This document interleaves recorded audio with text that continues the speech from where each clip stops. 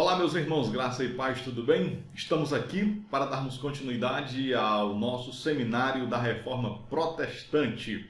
Nesta palestra, o pastor, doutor Samuel Martins, irá responder para nós acerca de qual foi a necessidade que a igreja sentiu, na verdade, que os reformadores sentiram para que ocorresse aquele evento tão importante, tão necessário no decurso da história da igreja, que foi a Reforma Protestante.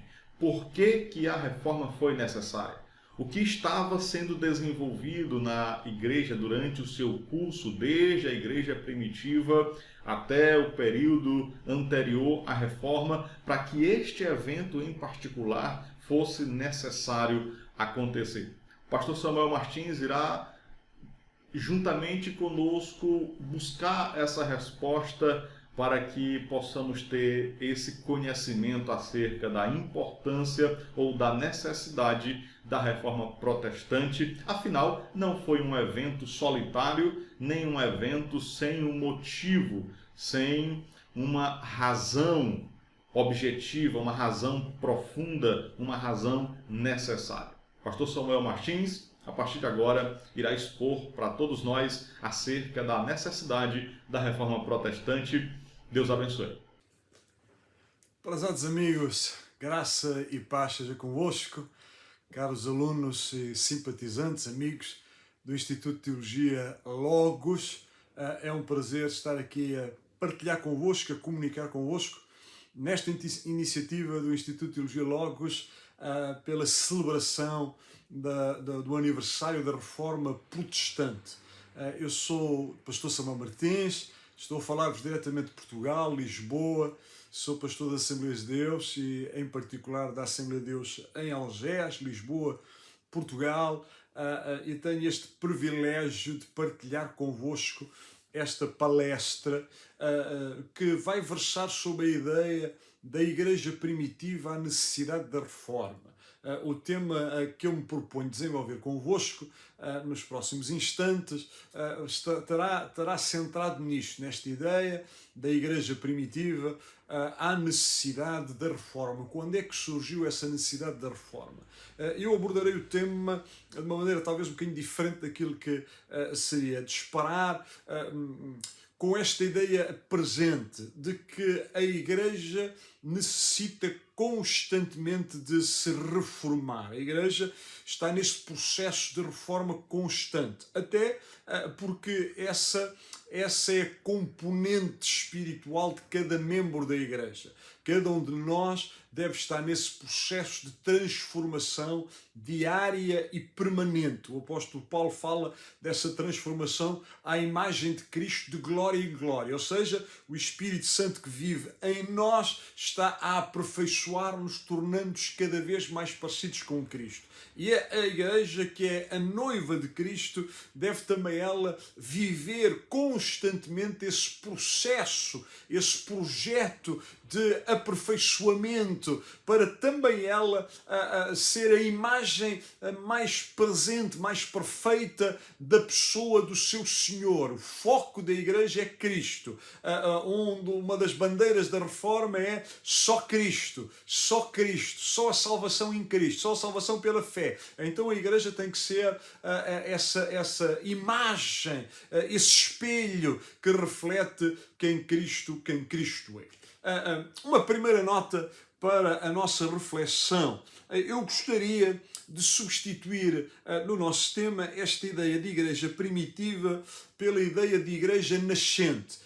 Porque na nossa linguagem de hoje parece-me mais apropriado falarmos de igreja nascente, uma perspectiva teológica. Temos ali no livro de Atos dos Apóstolos a igreja que está a nascer, a igreja que está a ser formada. Temos ali os alicerces que estão a ser lançados e os apóstolos, juntamente particularmente com o apóstolo Paulo, também estão a deixar-nos as indicações padrões de como é que deve ser a igreja.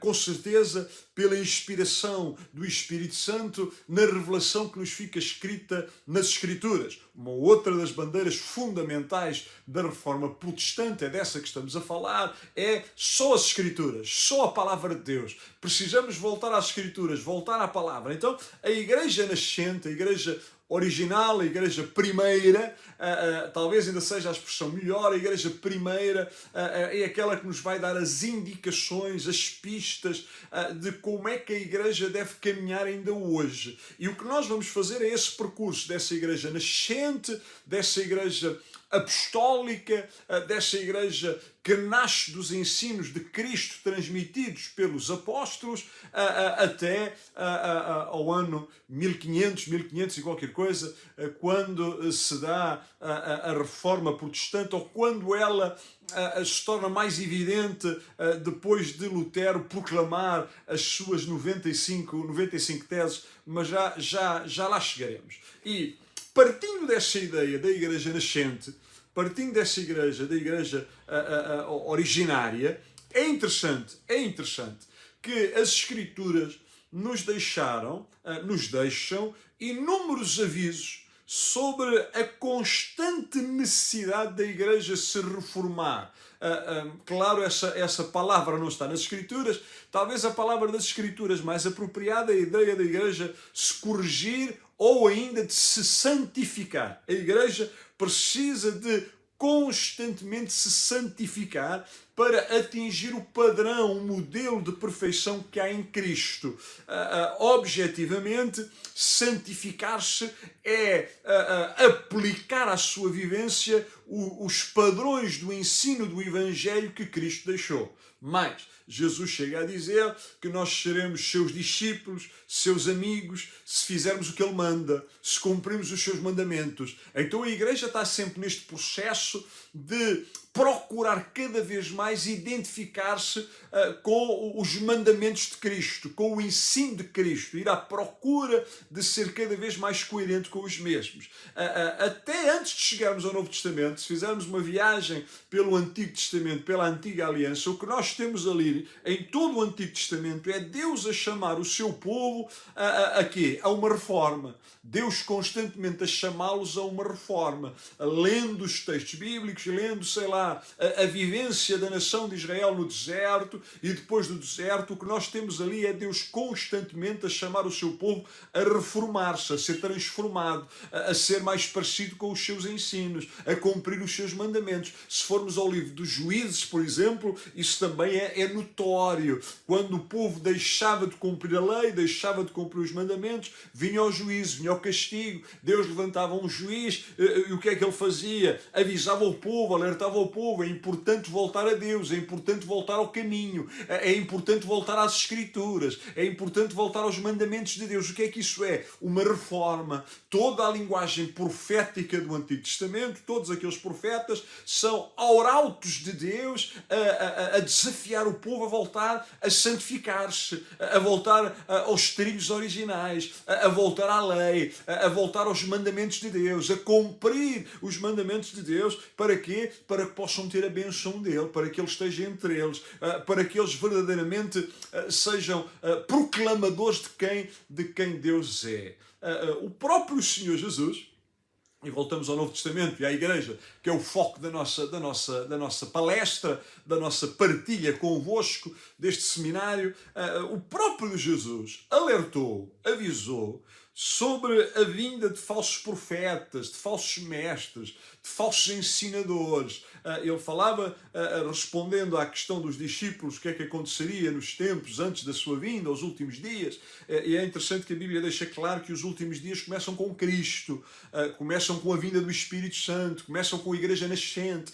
E Jesus, por exemplo, Mateus registra, Mateus 24, deixem-me aproveitar ainda nesta introdução, deixar-vos algumas leituras e partir do texto. Jesus dizia: porque surgirão falsos cristos, falsos profetas, farão grandes sinais, prodígios, e se possível for, enganarão até os escolhidos. Vejam, Jesus já está a dizer que uma das marcas, das coisas que vai acontecer com a Igreja, com a sua noiva é que entre ela, no meio dela, vão surgir falsos cristos, falsos profetas, falsos doutores, que procurarão o quê? Enganar a teus escolhidos, mudar o rumo. Então, por causa disso, é claro que a igreja tem que estar em constante reforma, alerta, vigilante, para não permitir que ela se desvie do prumo da fé, se desvie de Cristo, se desvie dos seus ensinos. Os apóstolos, em particular Paulo, Pedro, falam muito disso, falam muito, alertam contra os falsos ensinadores.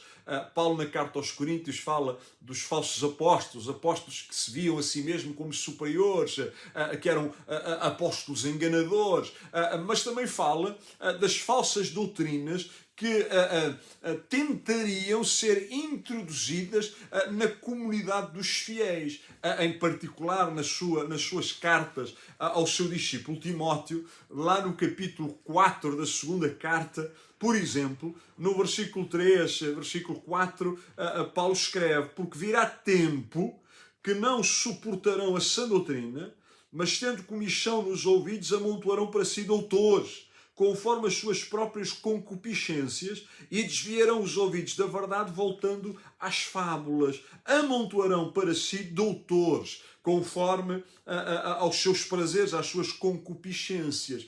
Porquê que a igreja, por vezes, tem que se reformar? Por causa da introdução destes doutores, destes falsos mestres ou destes falsos ensinos.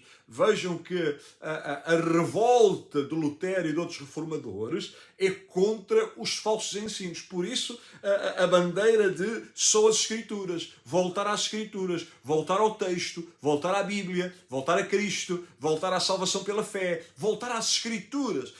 Porquê? Porque a Igreja, em determinados momentos, quer-se aculturar à sociedade e, pior do que isso, permite que a sociedade entre dentro dela com os seus princípios, os seus valores, a sua maneira de ver. Então, frequentemente, a igreja precisa de se reformar, precisa de se santificar. Volto a esta palavra mais bíblica, precisa de voltar a santificar-se, a constantemente santificar. E Paulo deixa este alerta: vão amontoar para si doutores.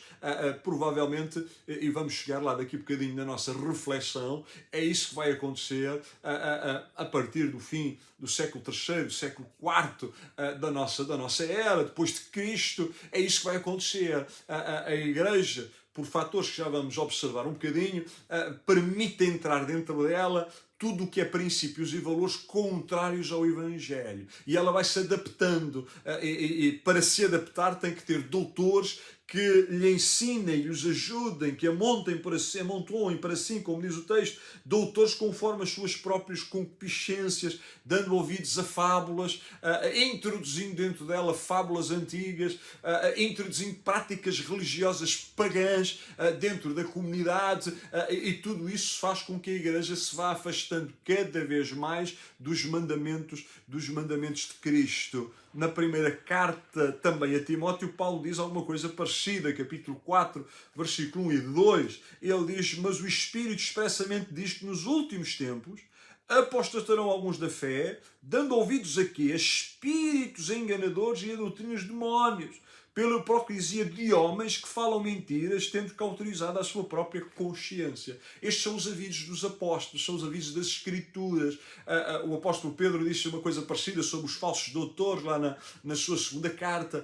Então, como esses falsos doutores entram esses falsos ensinos, a igreja vai se aculturando a isso, vai abraçando isso e fica cada vez mais longe do padrão, cada vez mais longe do padrão de Cristo. E a última leitura nesta primeira parte, assim mais bíblica, antes de avançarmos na nossa palestra, a última leitura que eu gostaria de fazer convosco é em Atos 20, versículo 29 e 30, que também é particularmente interessante. O apóstolo Paulo, fundador da igreja em Éfeso, uma das igrejas mais extraordinárias daquele tempo, chama a liderança da mesma, os presbíteros da mesma, os pastores locais da mesma, para se despedir deles, e deixa-lhes uma última palestra, os últimos ensinos, e vejam o alerta que ele vai deixar aqui nestes dois versículos que que eu escolhi para partilhar convosco, 29 e 30, mas eu li o 28 também. Dizia assim: olhai, pois, por vós, por todo o rebanho, sobre que o Espírito Santo vos constituiu bispos, pastores, aqueles que apacentam o rebanho, para apacentarem a igreja de Deus, que ele resgatou com o seu próprio sangue. E veja o que é que Paulo vai dizer: porque eu sei que depois da minha partida vão entrar no meio de vós lobos cruéis, que não pouparão ao rebanho, e que de entre vós mesmos se levantarão homens que falarão coisas perversas para atraírem os discípulos após si. Então, neste ensino paulino, neste ensino de Paulo, neste alerta que Paulo está deixando ali, aquilo que ele chama os bispos, os presbíteros, os pastores, os líderes locais daquela igreja, que Deus levantou, que o Espírito levantou, e eles tinham como missão apacentar, cuidar da igreja que não era deles. Porquê que a igreja tem que ser reformada constantemente? Porque a igreja não é nossa. Paulo diz que a igreja é de Deus. Então é Deus quem tem que moldar a mesma. É Deus quem estabelece os padrões da mesma. Não é o homem. Não é o homem. A igreja não pode ser à imagem e semelhança do homem. A igreja tem que ser à imagem e semelhança do seu fundador, do seu Senhor. A igreja é de Deus. E porque é de Deus, foi Ele que resgatou com o seu próprio sangue. Por isso só Cristo. Só Cristo, só Cristo, só Cristo. Ela é de Deus, então tem que estar alicerçada nas Escrituras que Deus deixou, nos mandamentos que Deus deixou. Ela é de Cristo porque foi Cristo que a comprou. Então Cristo tem que ser o foco. E Paulo está a dizer agora, depois da minha partida, depois da minha autoridade apostólica deixar de estar presente, eu sei que vão acontecer duas coisas.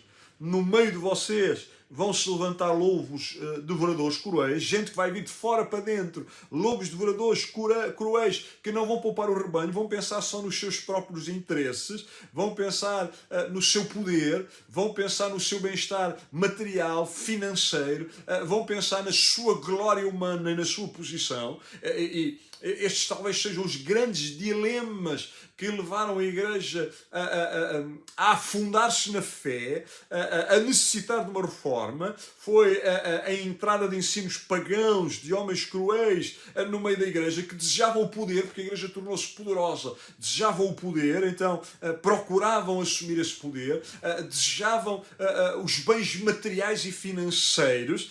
A grande revolta que vai provocar a grande revolta em Lutero tem a ver com isto, o poder financeiro, o vender a fé, o vender a salvação, o poder financeiro, a glória humana, o orgulho humano, a satisfação do homem, a sua posição. Paulo está a dizer, vão entrar lobos devoradores. E depois diz outra coisa, até do meio de vós, até entre vós mesmos, se levantarão homens que falarão coisas perversas para atrair os discípulos a si. Então este é o contexto das Escrituras.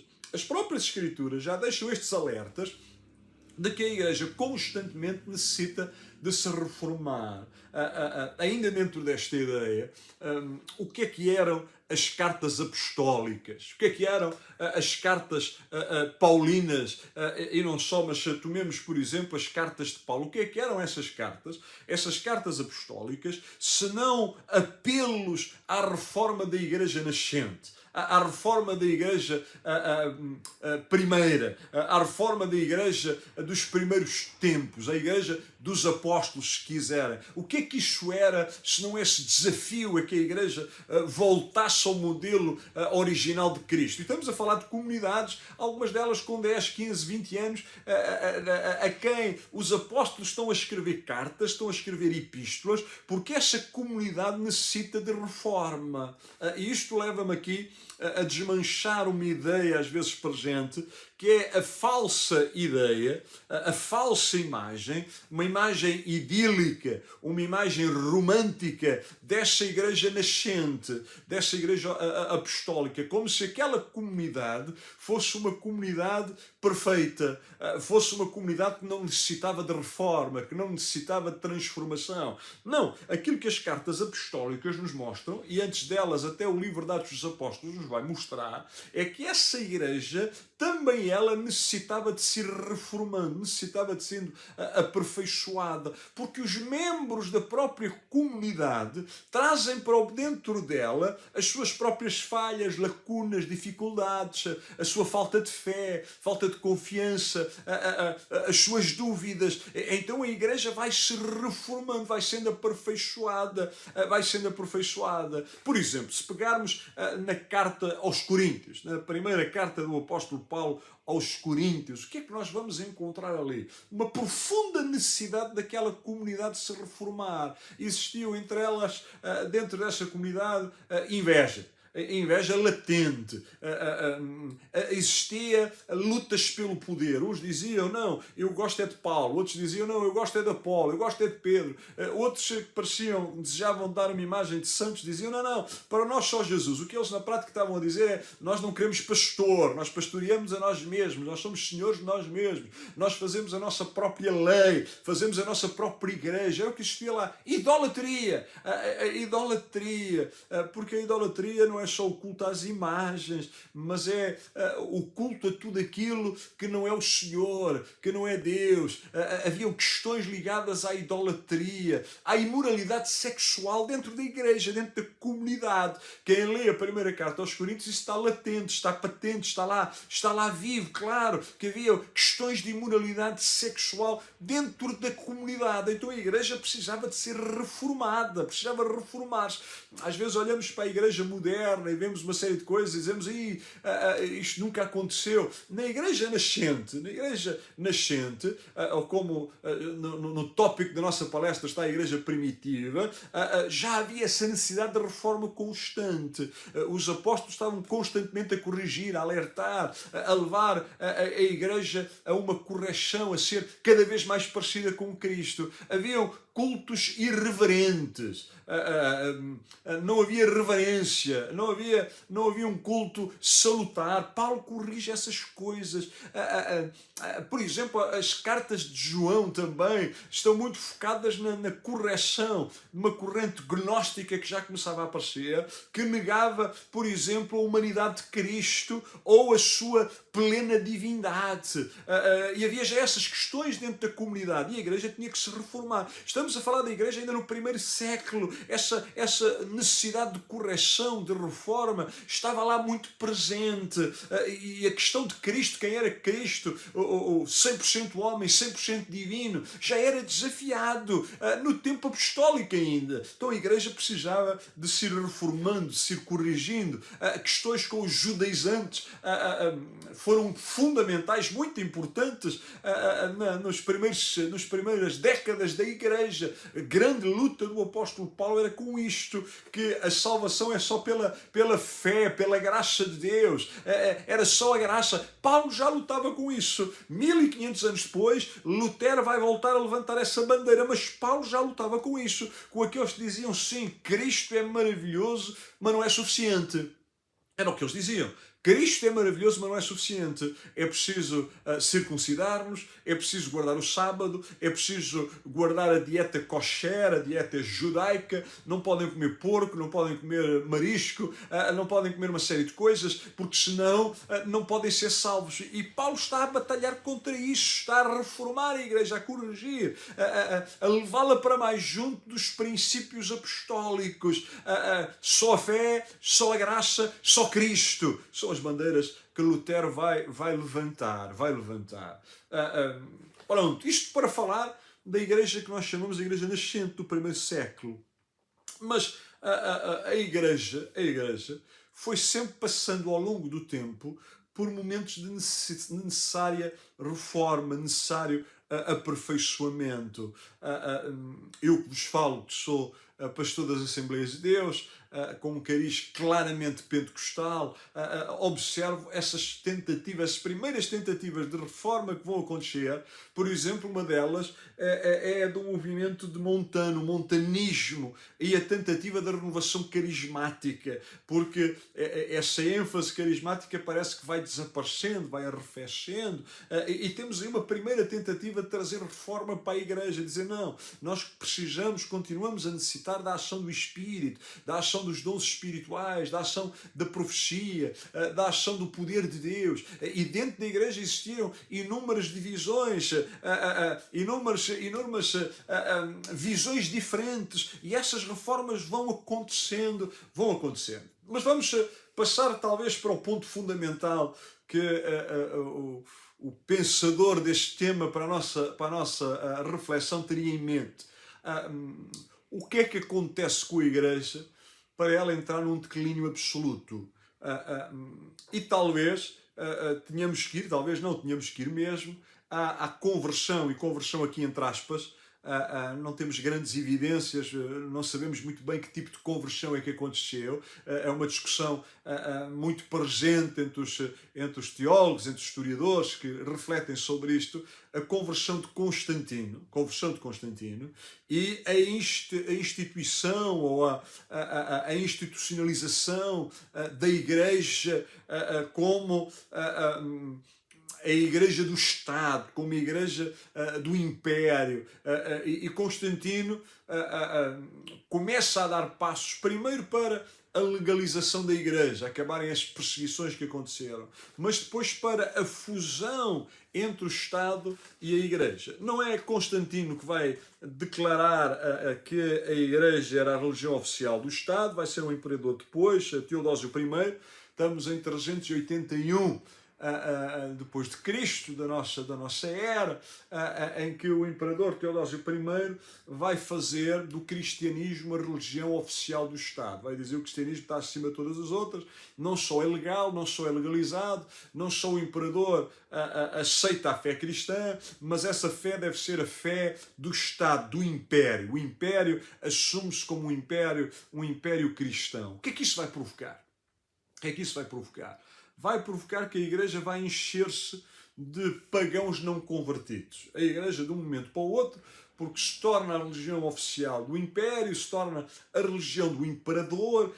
Todos aqueles que querem estar bem com o Império, bem com o Imperador, têm que seguir a sua orientação, têm que seguir o seu pensamento, têm que seguir a disciplina do Imperador. E então a igreja, os templos que nem existiam, mas que agora se tornam aqueles templos pagãos, muitos deles convertem-se em templos cristãos, enche-se de pagãos não convertidos, de gente que vem para as comunidades, que vem para dentro das casas de oração, mas que não se converteram e que nem desejam verdadeiramente converter-se. E com eles, eles trazem as suas práticas do paganismo.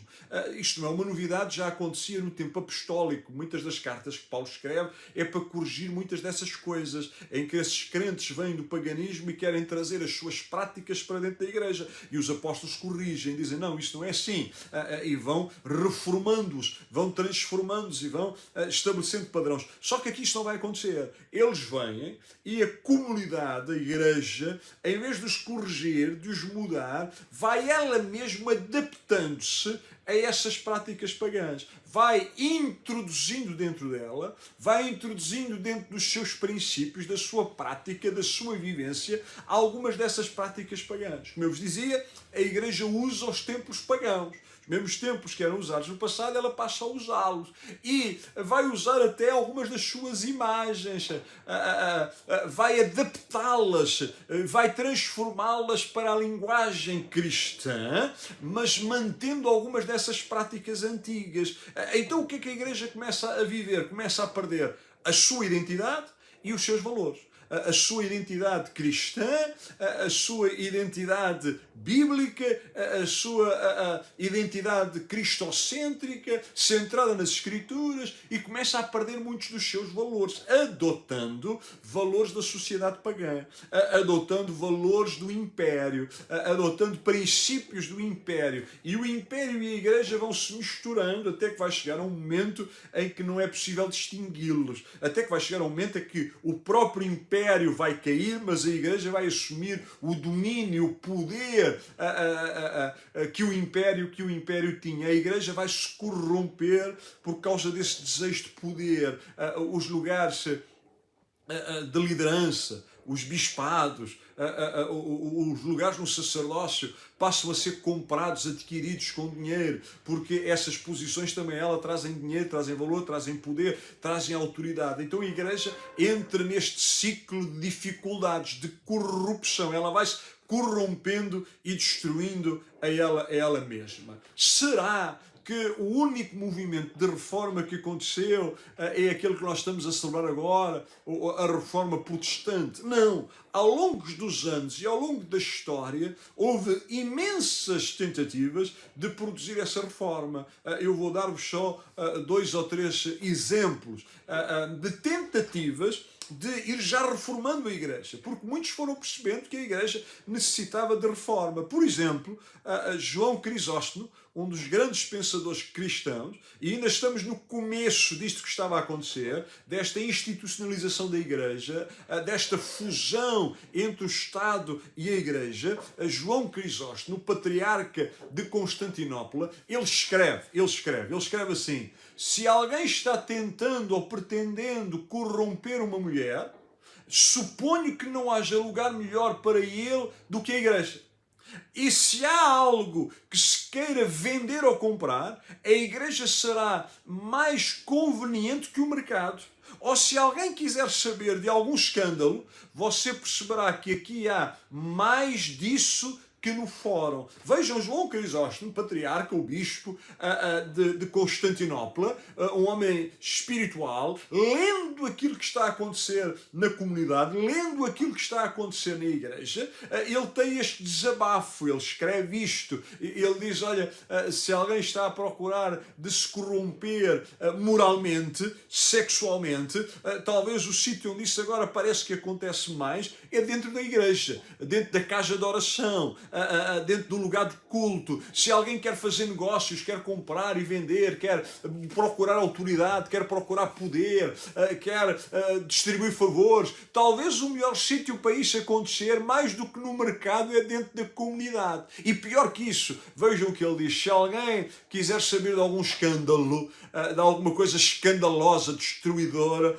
então, olha, em vez de irem para o fórum, para as conversas que lá existem, talvez dentro da comunidade da igreja, infelizmente, é onde eles estão a manifestar. Isto era um diagnóstico claro daquilo que a igreja estava a experimentar, dessa necessidade de reforma.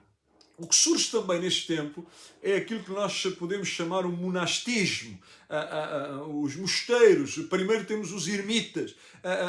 Porquê que isto acontece? Eu não estou a dizer, nem é esse o meu propósito, se os mosteiros são uma coisa boa, uma coisa má. Não é isso. É uma tentativa de reforma da igreja. Ou melhor, é o reconhecimento que é difícil reformar a igreja, que a igreja não deseja ser reformada, mas há um conjunto de homens e depois de mulheres que dizem: eu quero viver um cristianismo mais puro, eu quero afastar-me desta corrupção que João Crisóstomo descrevia. O que é que eles faziam? Primeiro tornavam-se alguns, as primeiras tentativas foi gente que se tornou ermitas, gente que na prática estavam a querer seguir talvez o exemplo de João Batista, vão para o deserto, vão para as montanhas, afastam-se de tudo para se consagrar a Deus, para procurar a Deus, e acabam por começar a criar esses mosteiros, essas ordens. E é interessante que naquela idade conhecida como a Idade das Trevas, muitos dos escritos, das orações, dos insights mais profundos da fé vão acabar por vir de pessoas que estão nesses espaços, procurando viver um evangelho mais puro. Claro, com inúmeros erros. Todos nós percebemos que não é fugindo da sociedade que vamos encontrar a santidade, esse não é o propósito de Deus, mas percebam isto como tentativas de reforma, de, por menos, de buscar a Deus, de procurar um evangelho mais genuíno, mais puro, mais santo, mais aperfeiçoado. E um outro exemplo, talvez para mim um dos mais importantes, muito pouco estudado, se calhar merecia uma palestra inteira sobre ele, é o movimento chamado dos valdenses. Uma comunidade que ainda existe hoje, especialmente em Itália, os valdenses. É um movimento de quê? É um movimento de renovação, de tentativa de renovação dentro da igreja católica. É um movimento de tentativa de renovar, de reformar a igreja católica. Este é um movimento que desejava, neste desejo, de ver a Igreja renovada e de voltar aos princípios do Novo Testamento, voltar aos princípios da Igreja nascente. Era o desejo que estava ali presente.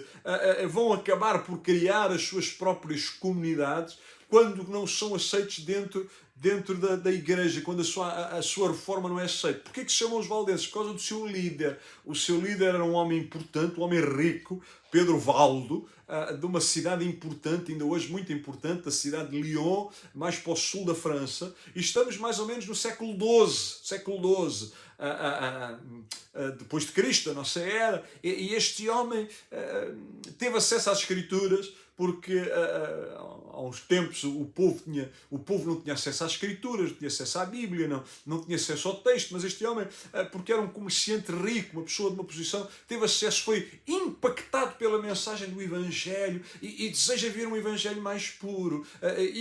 Pedro Valdo e os valdenses promovem 5 princípios. Tinham 5 princípios dos valdenses.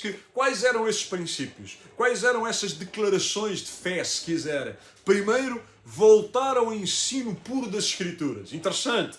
O que é que os valdenses diziam? Temos que voltar à Bíblia. Temos que voltar às Escrituras. Só a Bíblia, se quiserem, na linguagem de Lutero. Só a palavra, só as Escrituras. Segundo, rejeitavam o purgatório. O ensino que estava a ser introduzido, eles rejeitavam isso. Temos que voltar às Escrituras. Rejeitavam o purgatório. Rejeitavam a infabilidade da Igreja. Ainda não havia a infabilidade papal, mas já havia a ideia de que a Igreja era infalível. Eles diziam, não, a gente não aceita isso. Nós rejeitamos isso, queremos voltar às Escrituras e as Escrituras não podemos aceitar que a Igreja seja infalível, porque se a Igreja é infalível ela não precisa de ser reformada, mas nós olhamos para a Igreja e olhamos para as Escrituras e percebemos que a Igreja tem que ser reformada, então a Igreja não pode ser infalível, infalível é Cristo, infalível é Deus, infalível é a sua palavra. Eles também diziam que os leigos deviam poder pregar o Evangelho. Vejam, a Escritura não devia estar só nas mãos do clero, do poder religioso, mas os leigos deviam estudar as Escrituras, estudar a lei e também deviam poder pregar a palavra. E muitos deles vendiam os seus bens, davam aos pobres como um ato de consagração a Deus. Consagravam tudo a Deus. Isto é uma marca de Pedro Valdo, que vendeu tudo, distribuiu aos pobres e começou a viver uma vida mais humilde, mais dedicada ao Evangelho. Mas não é isso que eu quero salientar, porque, enfim, não é isso. A Escritura não diz que a gente tem que vender tudo e dar aos pobres. Mas Pedro Valdo tinha este desejo de reformar a Igreja. Quando a Igreja não o aceitou, o excluiu, mandou embora, então são formadas estas primeiras comunidades dos valdenses, como eu vos digo, ainda hoje temos algumas ainda presentes. Porquê dessa grande necessidade dessa reforma? Estamos a caminhar para o fim da nossa palestra, que já começa a ir longa. Por causa dos grandes desvios que a Igreja Católica Romana foi sofrendo ao longo do tempo. Por isso é que esses desvios exigiam uma reforma. Dou-vos alguns exemplos, não temos tempo para explorar isto, alguns exemplos. Em 370 começa o culto aos santos. Porquê? Por causa daquela entrada dos pagãos e das práticas. Então isso começa a acontecer. Em 400 começa a oração pelos mortos. Vejam, a Igreja vai se afastando do padrão. Em 431 começam-se a referir a Maria como Mãe de Deus. Perto do ano 600 é introduzida a ideia do purgatório, quanto a qual Pedro Valdo, acabamos de ver, vai se insurgir. Em 880 temos a canonização dos santos. Há uma evolução. A Igreja vai evoluindo, neste caso, não para um sentido melhor. Já depois do ano 1000 surge a proibição do casamento dos sacerdotes. E perto do ano 1200 vai surgir o assunto que vai disputar toda a reforma protestante, que é o estabelecimento da venda das indulgências. As indulgências, na prática, eram um bilhete, um passaporte para o céu. Ou de tirar gente do inferno para o céu, do purgatório para o céu, ou de nos garantir a nós mesmos um lugar no céu. Em 1200, mais ou menos na altura, 1229, mais ou menos na altura desta tentativa de reforma por parte de Pedro Valdo e os valdenses, vai-se proibir a leitura bíblica pelos leigos. Os leigos já não podem ler as Escrituras, já estão proibidos disso, não podem ler as Escrituras, não podem ler a Bíblia. E tudo isto vai criando um ambiente para a necessidade de uma profunda reforma, de uma intensa reforma da comunidade, da igreja. São estes factos que se vão levantando. Além disso, juntamos a corrupção, a busca pelo poder, um clero que na sua maior parte não era exemplo para o povo, não vivia as Escrituras, não vivia o Evangelho. Um desejo profundo do povo de conhecer Deus, porque normalmente as reformas acontecem, os avivamentos, se quiserem, na nossa linguagem mais moderna, porque a reforma é uma procura de um avivamento, da santificação da igreja. Acontece porque há gente que deseja conhecer a Deus, procurar a Deus, voltar ao Evangelho mais puro, mais verídico, mais centrado nas Escrituras. Há esse desejo, essa fome. E o clero muitas vezes corrompe-se. E o clero estava corrompido, a liderança estava corrompida, os bispados eram conquistados ou comprados muitas vezes. Muitas vezes as pessoas iam para sacerdotes por causa da posição de poder e financeira que ela lhes atribuía, lhes dava. Havia um poder ali dentro da igreja. Então há esse ambiente propício para a reforma. E a questão das indulgências vai acabar por ser o rastilho que vai provocar a chamada reforma protestante. E eu sublinho isto, a reforma protestante. Porquê? Porque devemos ter em mente que a reforma protestante dá-se dentro da Igreja Ocidental, ou se quiserem, dentro da Igreja Católica Apostólica Romana. Porque existem outras famílias da fé cristã, vamos chamar assim, outros ramos do cristianismo, onde a reforma não aconteceu. Por exemplo, na Igreja Ortodoxa, que hoje se fala muito por causa das questões da guerra, fala-se muito, e às vezes nem temos essa noção, existe uma grande comunidade, a Igreja Ortodoxa, com vários polos, várias sedes, que se dá da primeira grande divisão da Igreja, entre a Igreja Ocidental e a Igreja Oriental. Mas também existem outras comunidades, a comunidade copta no Egito, muito antiga, não sofreu reforma, a comunidade arménia, podíamos falar de outras. A reforma vai se dar dentro da Igreja Católica Apostólica Romana, dentro da Igreja de Roma, é contra Roma, ou em Roma, ou dentro de Roma, que essa reforma vai acontecer provocada por Lutero e por outros. Uma última nota, uma nota final. Como eu vos dizia, esta reforma foi uma reforma que foi acontecendo. E antes de vos citar 3 ou 4 nomes dos mais importantes dessa reforma, que outros amigos e colegas vão desenvolver aí nas próximas palestras, é importante citar pelo menos 2 nomes de pré-reformadores muito importantes. John Wycliffe e Jan Hus, 2 nomes muito importantes. Acho que vai haver uma palestra aí sobre Jan Hus, será importante. Porquê? Porque eles são pré-reformadores. Eles vêm nessa linha daquilo que eu vos fui falando, de outros que vão aparecendo ao longo da história, tentando reformar a Igreja. E tentando reformar a Igreja de dentro para fora, não é tentando formar outra Igreja. Veja, no exemplo de Pedro Valdo. Valdo não queria formar uma Igreja, ele não queria criar uma comunidade diferente, não. Ele queria reformar a sua comunidade, a Igreja onde ele comungava, onde ele estava presente, onde ele cultuava, mas ele é excluído, é posto fora. E é isso que vai acontecendo em relação a estes homens que tentam trazer alguma reforma. John Wycliffe, Jan Hus. Jan Hus é mesmo queimado na fogueira, morto, por causa do seu ensino, da sua tentativa de reformar a Igreja, de reformar a comunidade, trazer reforma, santificação para o povo. E estes são homens que se vão levantando. E depois é interessante que, como Deus trabalha, ele vai levantando gente em diferentes dinâmicas, em diferentes sítios, em diferentes países, em diferentes línguas, para provocar essa reforma. E um dos grandes fatores que vai ser importante para a reforma foi a descoberta da imprensa e a publicação da literatura, a publicação do livro, da Bíblia, na Alemanha por Gutenberg, e a produção da Bíblia e colocar a Bíblia na mão do povo. Não só a Bíblia, mas o ensino sobre a Bíblia, os escritos dos reformadores.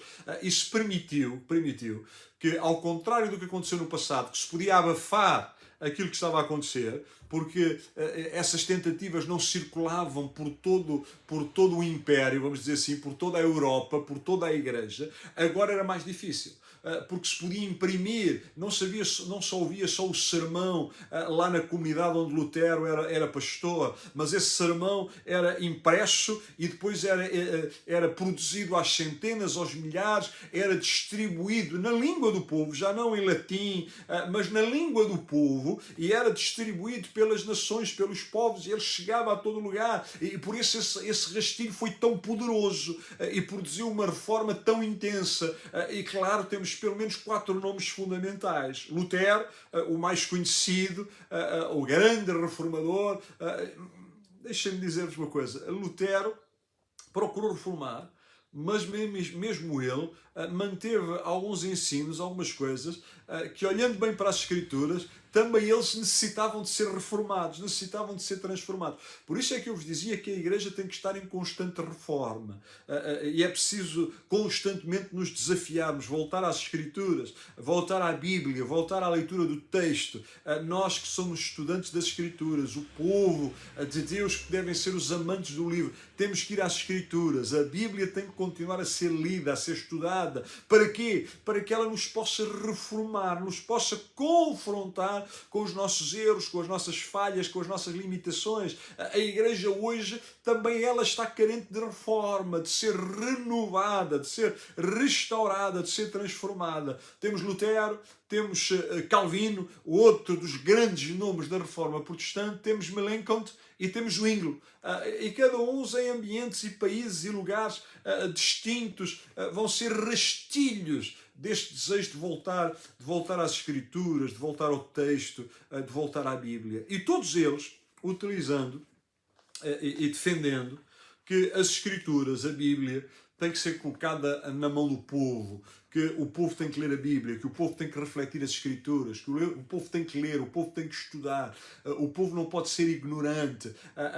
E não é por acaso que as sociedades europeias que mais evoluíram, mais se desenvolveram, mais se tornaram ricas, mais produziram, foram aquelas onde a reforma teve uma ação maior. Porquê? Porque foi lá que começaram a surgir as primeiras escolas, em que se começou a ensinar a ler e a escrever toda a gente, a busca do conhecimento, da sabedoria, da Bíblia, promoveu isso. Aquelas sociedades que se fecharam mais e que não aceitaram a reforma foram mantidas na ignorância. A Bíblia continuou a ser ensinada no latim até há bem poucas dezenas de anos atrás. Ainda era assim, enquanto os reformadores não trouxeram o texto, a Bíblia, para a mão do povo. E hoje vivemos uma época propícia para também produzirmos uma nova reforma. Podemos chegar a todos por meio destes meios de comunicação. Eu estou aqui no meu escritório, na Casa de Oração em Algés, em Lisboa, em Portugal, e esta nossa palestra está a ser transmitida para o mundo. Mas o meu desafio para vocês não é que ouçam só aquilo que nós temos para dizer, mas que vocês possam ir à Bíblia, às Escrituras. Por isso quis começar por aí, indo ao texto. Temos que ir à Bíblia, às Escrituras, temos que ler, temos que estudar, temos que refletir, temos que também nós sermos agentes dessa reforma, dessa renovação interior.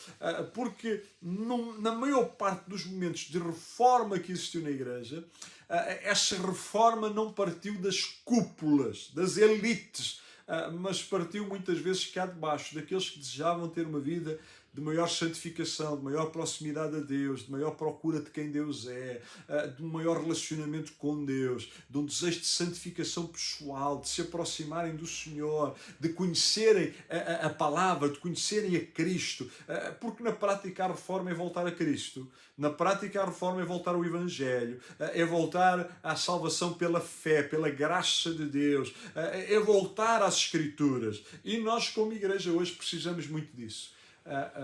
Termino com este ponto, que não vou explorar muito, que não é o meu foco. Há outros que vão desenvolver isso, mas ainda hoje a Igreja precisa nitidamente se reformar. Ouvimos muitas coisas, vemos muitas coisas que claramente são contrárias às Escrituras, claramente são contrárias ao Evangelho, uma mensagem da doutrina da prosperidade, uma mensagem das maldições, um endeusamento de alguns líderes que se tornam absolutistas e que a sua palavra vale tanto como as Escrituras, ou às vezes mais do que as Escrituras.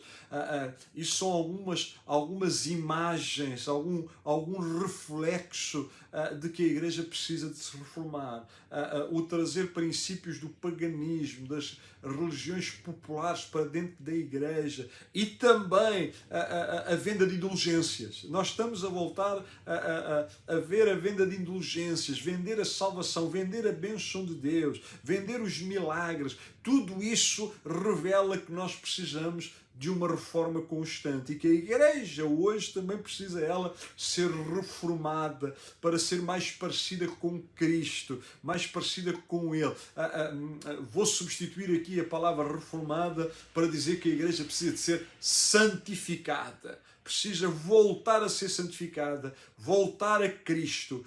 O foco da Igreja tem que ser Cristo, Cristo, Cristo, Cristo. E as Escrituras têm que continuar a ser a palavra de Deus infalível, absoluta, a única regra de doutrina e de fé para aqueles que caminham com Ele. E temos que continuar a afirmar que a salvação é pela graça, através da nossa confiança e fé nele, e que o mérito da salvação está nele. Foi ele, foi a obra dele, não há nada que nós possamos acrescentar a isso.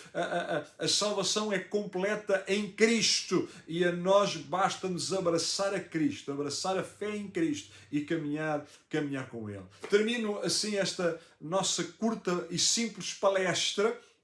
Espero que tenha sido útil, que possam aprender e que possam desfrutar deste evento preparado pela liderança do Instituto de Teologia Logos, sempre com este desejo de trazer o ensino das Escrituras para mais perto do povo, para mais perto de todos vocês, e que ele seja útil para o nosso crescimento e para nos desafiar a estudar, a aprender e a voltar cada vez mais às Escrituras, ao texto bíblico. Um abraço de Lisboa, um abraço de Portugal, para todos vocês e para toda a lusofonia no mundo. Que Deus vos abençoe. Muito bem, você viu aí a palestra do nosso querido e excelentíssimo professor, pastor, doutor Samuel Martins. Foi uma bênção de Deus e eu espero que nós tenhamos aprendido sobre qual foi a real necessidade da reforma protestante, quais foram as razões pelas quais essa reforma protestante foi necessária. Eu gostaria apenas de, antes de encerrar esta apresentação, esta parte do seminário, convidar você a conhecer os cursos do Instituto de Teologia Logos. Olha, nós temos os cursos do básico ao doutorado em teologia. Os cursos são totalmente online, não temos encontros presenciais. Você se inscreve em qualquer um dos cursos, já inicia os seus estudos imediatamente e assim você irá aprender muito mais da palavra do Senhor. Lembrando que o professor, pastor, doutor Samuel Martins, ele é um dos professores que ministram videoaulas relacionadas às matérias dos nossos cursos. Um outro detalhe muito importante para que você tenha na sua mente é que todas as videoaulas que estão sendo gravadas para os nossos cursos de teologia, elas são totalmente baseadas no conteúdo da apostila.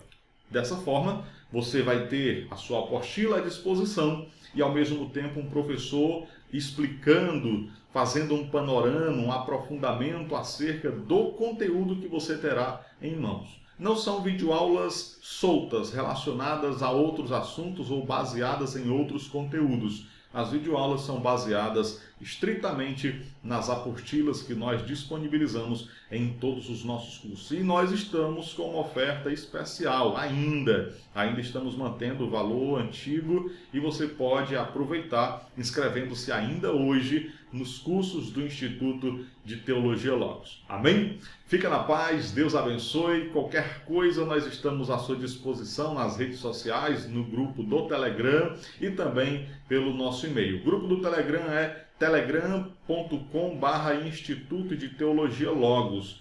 O e-mail é institutodeteologialogos@hotmail.com. Deus abençoe, até a nossa próxima palestra.